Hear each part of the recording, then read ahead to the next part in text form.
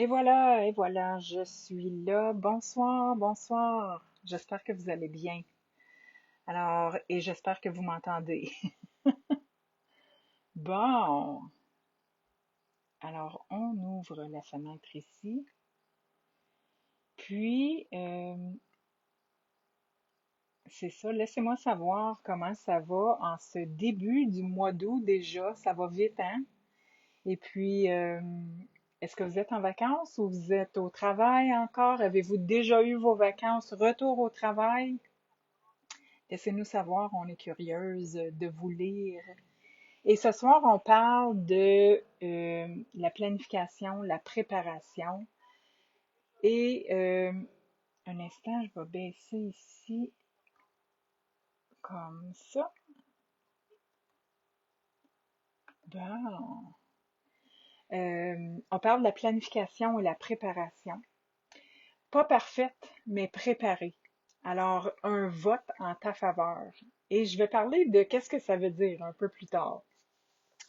Notre live de ce soir porte sur le thème de la préparation, la planification. On a pensé de faire le tour de nos piliers, l'alimentation, l'exercice, le repos slash sommeil et le mindset. Tu penses peut-être que ça pourrait être difficile d'être préparé dans toutes ces sphères-là, mais on va discuter de ça. Nos saisons de vie. Oui, on passe toutes sortes de saisons dans nos vies et avoir un vote en ta faveur, ça veut dire quoi au niveau de la planification, de la préparation? Fait qu'on y va. La planification, c'est l'art de penser à l'avance.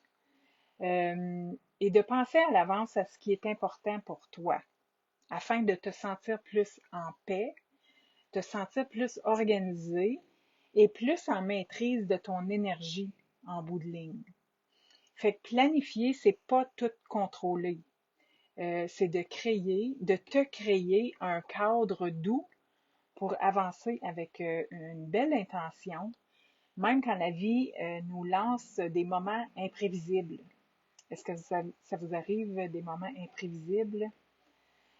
Moi, ça m'arrive. Et la préparation, c'est de poser d'avance des petites actions concrètes pour que la journée ou la semaine soit plus fluide, pour qu'elle roule sur des roulettes et qu'on ait moins de stress. Est-ce que vous êtes d'accord pour avoir moins de stress? Alors, être préparé, c'est prendre soin de la toi future. Celle qui sera fatiguée peut-être à un moment donné, elle se sentira dépassée, débordée, pressée, mais s'il y a de la préparation, de la planification, cette femme-là te dira merci quand tu auras fait ces actions-là. Alors, les saisons de vie. Les saisons de vie, ça peut être comme notre âge, ça peut être notre état, où est-ce qu'on est rendu dans notre âge, au niveau de notre âge. C'est certain qu'on a des différents moments, des différents cycles. Euh, Au niveau de notre état émotionnel, on vit parfois des saisons. Au niveau de notre état physique, au niveau de notre dynamique familiale, la dynamique professionnelle. Ça peut être aussi, est-ce que je suis en couple ou je suis célibataire? Est-ce que je suis un parent ou non? Est-ce que je suis en vacances ou non? Alors, il y a plein de cycles ou de saisons dans nos vies, puis on discute de comment on peut planifier et être préparé dans nos saisons de vie. C'est toi qui connais ta saison de vie, puis d'après cette saison-là, je vais énumérer les trucs, mais laisse-nous savoir dans les commentaires qu'est-ce que tu penses qui te conviendrait. D'accord? Alors, on veut vraiment euh, continuer de créer une communauté où est-ce que quand on se partage des trucs, euh, des suggestions, on peut s'entraider là-dedans. Puis des fois, on se dit, hein, ça fait longtemps que j'ai pas entendu ça, mais maudine, ça fait du sens. Puis je devrais le pratiquer plus. Fait que merci de l'avoir partagé. Souvent, c'est ça qu'on retrouve dans la communauté. Alors, n'hésitez pas à partager. La dernière chose avant qu'on commence avec les trucs, quand on a un objectif, s'il est vraiment important pour nous, comme celui de prendre soin de toi, de mettre du temps de côté pour toi, ta santé, ton bien-être, garde cet objectif-là. Change pas d'idée sur l'objectif. Tu peux peut-être changer d'idée euh, pendant le parcours pour te rendre là, mais l'objectif, il doit être clair. Puis, en étant femme, je pense qu'on doit se tenir et revendiquer pour notre mieux-être parce que personne n'est dans ton corps et personne peut dire, hey, euh, je me sens comme ça, puis non, c'est pas comme ça, non, c'est pas comme ça. Je le sais comment je me sens. Alors, c'est toi qui dois revendiquer pour ton mieux-être euh, dans toutes les sphères de ta vie, puis dans toutes les saisons. Mais on est là pour s'entraider puis s'encourager. Fait que ce que j'essaie de dire en bon français, c'est que on doit continuer. Arrête jamais. Même si c'est pas toujours parfait, même si c'est pas parfait, point. Même si tu tombes à côté du wagon 25 fois, continue, car à chaque fois que tu repars d'un différent endroit. Puis à chaque fois que tu t'y remets, ben, tu vas toujours aller un petit peu plus loin. Fait que lâche pas, continue. Les trucs. Et je dois vous dire, je pense pas que je vais vous apprendre rien de trop nouveau ce soir. Par contre, c'est peut-être comme l'exemple que j'ai dit tantôt. Ah, c'est vrai, je m'en rappelais plus de ça. Alors, ça va ramener des idées ou ça va commencer à mijoter certaines idées. Euh, la préparation, la planification, faut que tu le mettes dans ton horaire. Alors, de un, ça c'est la première chose. On peut pas dire ah oui, je vais planifier. Oui, mais quand est-ce que tu vas planifier? Où tu vas planifier? Dans quel livre tu vas planifier? Alors, est ça d'établi? Est-ce que tu planifies, tu sais, je parle au niveau de l'alimentation peut-être, ou dans les différentes sphères, ben c'est ça. As-tu un agenda?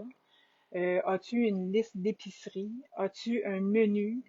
Euh, Fait que là, je déraille un peu, là, mais c'est ça. La planification, la préparation, ce que je veux dire, c'est que faut que tu te gardes du temps dans ton horaire pour le faire. Ça va pas s'inventer ou arriver magiquement déjà toute prête. À part que si tu vas des fois à l'épicerie puis il y a des choses déjà prêtes, puis là tu dis OK, j'ai pas beaucoup de temps, amène-moi ça, c'est prêt, ça c'est prêt, ça c'est prêt.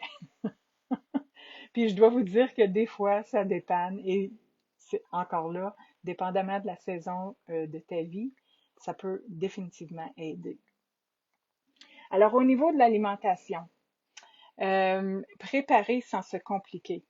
Préparer des aliments de base. Fait est toujours des aliments de base préparés. Puis ce que je veux dire par les aliments de base, euh, des protéines. Alors, protéines, là, on parle de poulet, bœuf, saumon, des poissons, si je peux dire. Alors, avoir toujours des protéines de prêtes. Et on peut même, soit le dimanche ou au début de semaine, on fait cuire plus que qu'est-ce qu'on a besoin. Ou le lundi soir, je fais cuire justement mon souper. Mais pendant que je fais cuire mon souper, j'en fais de l'extra. Puis je vais aller un peu plus loin. Pendant que je fais mon souper, j'en fais d'extra et encore plus parce que je pourrais en faire congeler des portions déjà prêtes. Alors, protéines, on doit toujours en avoir sous la main. Puis en étant femme, c'est super important de manger des protéines. On a un bon outil sur les protéines. Si jamais vous êtes curieuse et vous voulez l'avoir, laissez-nous savoir dans les commentaires. L'autre chose, bonne source de glucides complexes comme, admettons, une plaque de patates douces. Alors ça, c'est une bonne source de glucides complexes. Et quand on fait une plaque, ben c'est certain qu'on en a plus que pour une portion, pour un repas ou je dirais pas une collation, mais pour un repas. On peut faire aussi une marmite de riz. Alors si j'ai une plaque de patates douces et j'ai une marmite de riz, fait que ça comble quelques repas, je dirais. Euh, Avoir toujours des légumes. Fait que soit encore la plaque, tu sais, on peut mettre 4-5 sortes de légumes à cuire sur une plaque dans le four. Et ça nous donne aussi des légumes pour 2-3 repas. Légumes coupés, crus.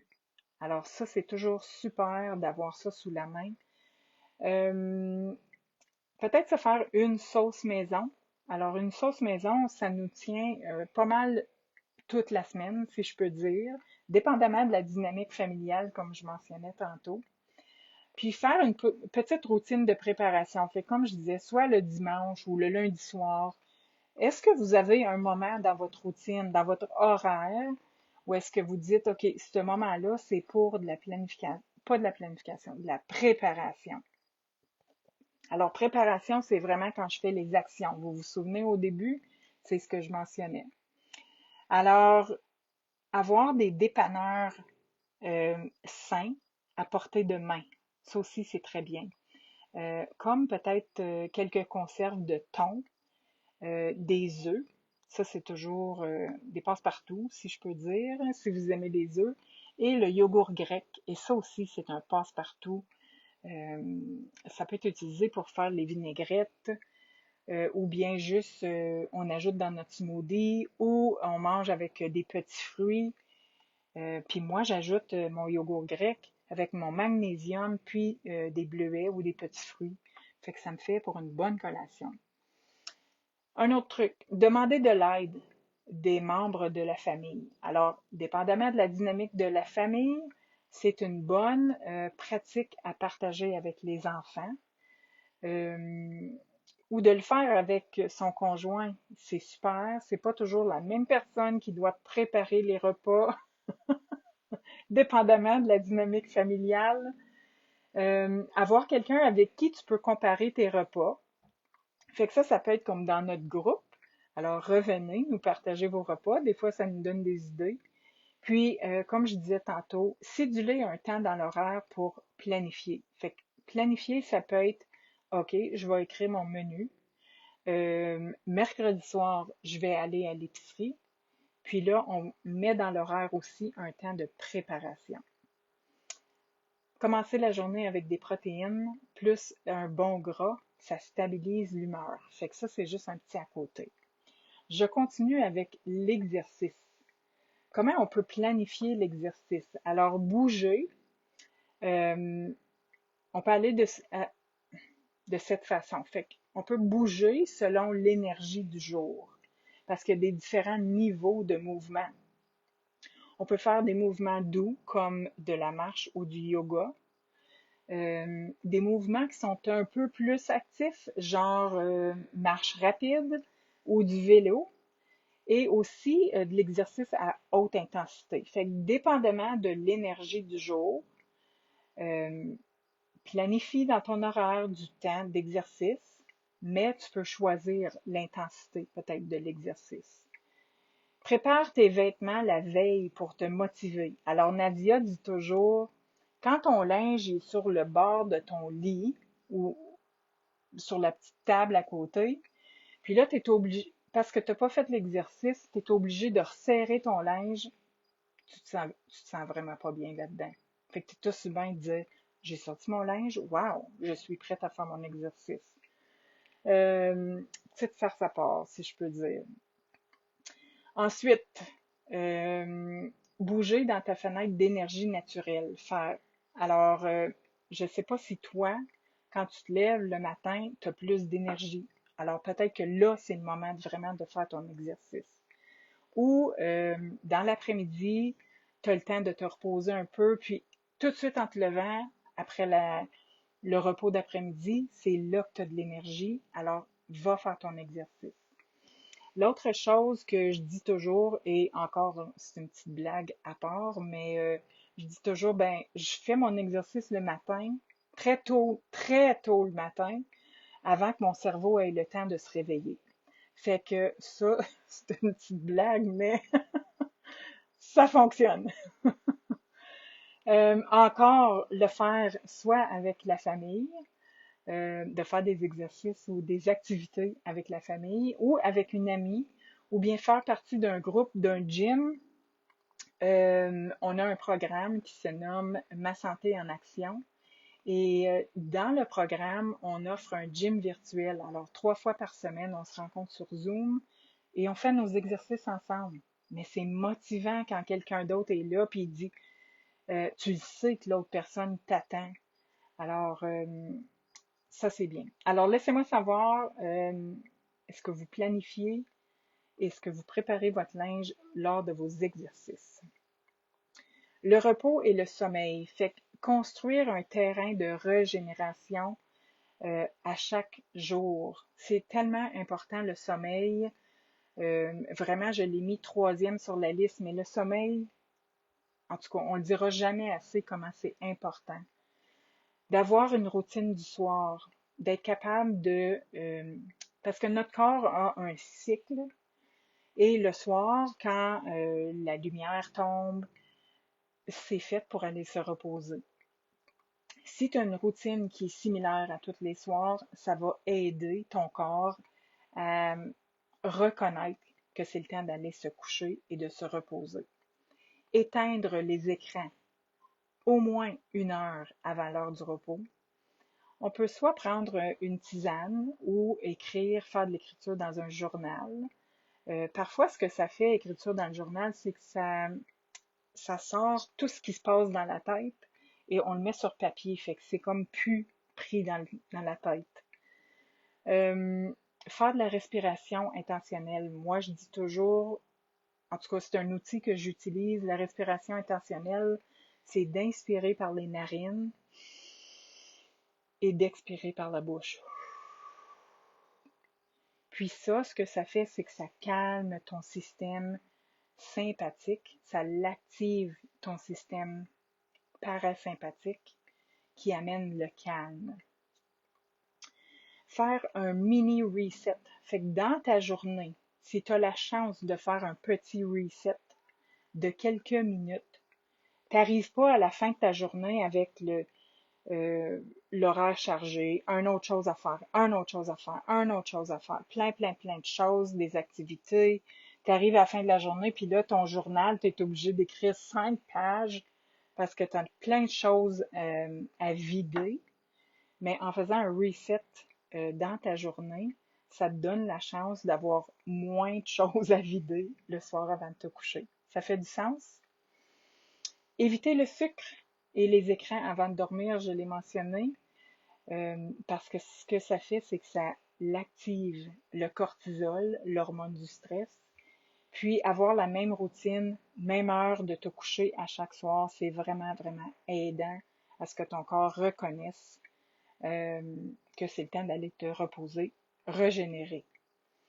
Au niveau du mindset, c'est pas évident de dire, OK, je vais planifier mon mindset.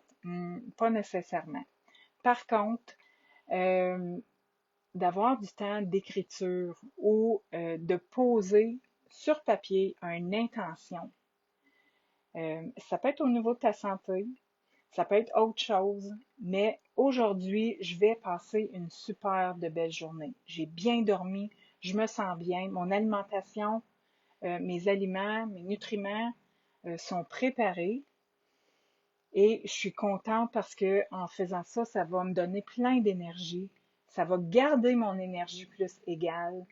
Alors, faire un peu d'écriture, ça garde ton mindset, pas dans le positif, tu sais, il n'y a jamais rien de mal qui arrive. C'est pas ça qu'on veut dire. C'est que en ayant une intention, ton corps est comme guidé vers cette intention-là. Tu es comme attiré à des choses qui vont te guider à atteindre l'objectif ou à suivre l'intention, si je peux dire. Alors, quelle personne ai-je envie d'incarner aujourd'hui? Et l'après-midi, on peut se répéter une phrase de compassion. Puis, comme je disais tantôt, on peut mêler ça avec le reset de notre journée. Comment ça va en ce moment? Est-ce que je suis correct? Est-ce que j'ai besoin de faire de l'écriture en ce moment? Parce que là, je suis toute sur un bord, sur l'autre bord. Je vois plus clair. J'ai besoin de respirer, aller prendre une bouffée d'air fraîche. Alors, je peux ralentir sans perdre mon élan. Et le soir, noter une victoire. Alors, quand je parle d'une victoire, on peut partager des gratitudes. Partager ou les écrire. Aujourd'hui, je suis fière de 3 choses. C'est quoi ces choses-là? Euh, il faut remercier. Puis, justement, dans ma santé en action, je fais toujours une vidéo à chaque matin. Puis, le vendredi, on a un moment où est-ce qu'on se ressente. Puis, je partage toujours de se remercier, puis de dire, wow, je suis tellement chanceuse d'être capable de parler, d'être capable de voir, d'entendre, de bouger mes mains, d'être expressive, d'avoir des jambes, des pieds, tout ce que tu as, tout ce que tu es capable de faire, soit en reconnaissance, parce que la reconnaissance, ça l'amène beaucoup. Alors, j'aimerais ça entendre ou vous lire. Qu'est-ce que vous avez pensé de la planification, la préparation? J'ai parlé de 4 différents aspects. Est-ce que vous avez besoin d'aide avec certains aspects au niveau de la préparation, de la planification? Puis, rappelez-vous que de planifier et de préparer, ça nous sert comme un guide. Ça nous sert aussi, ça nous amène une assurance. On se sent rassuré. Et ce que ça peut faire, c'est que ça garde le stress au minimum. Et ça aussi, on a besoin de ça. Il y en a assez de stress, il y en a assez de choses qui bougent, qui nous distraient.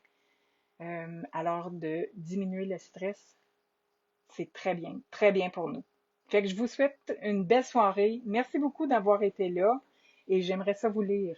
Qu'est-ce que vous avez pensé du live de ce soir? À la prochaine!